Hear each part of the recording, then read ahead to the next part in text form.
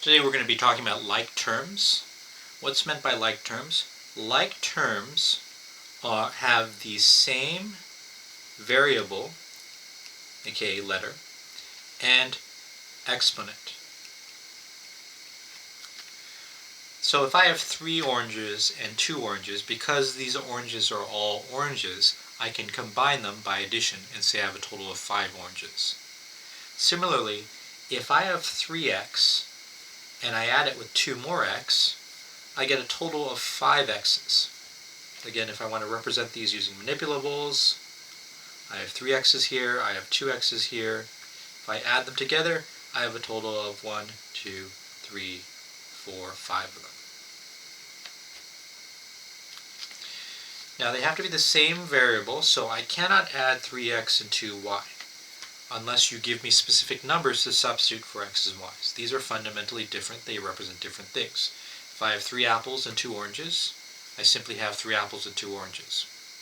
Yes, I have 5 pieces of fruit, but specifically these are different types of fruit, and so I would count them separately. Also, they have to be the same power. If I have 3x squared plus 2x, I actually can't combine these. X squared and x are going to be different things. They may have different units. For instance, this might be length, this might be area, and so there's no way for me to add length and area together. These represent different things. So even if they have the same variable, if they don't have the same exponent, we cannot add them. If they do have the same exponent, we can add them. If I have 3x to the 4th power plus 5x to the 4th power, again, I have 3 of something plus 5 of something. That's a total of 8 of that something.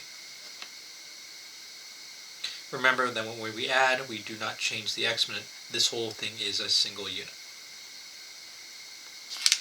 So when you have a problem where you're asked to combine like terms, let's say it's something like this.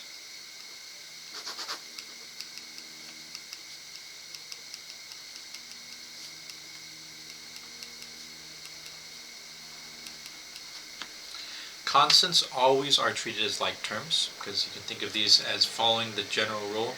X to the 0 is 1, so each of these has x to the 0. They're the same powers, same exponent. So even though the variable isn't visible, it doesn't have to be. You can always add constants.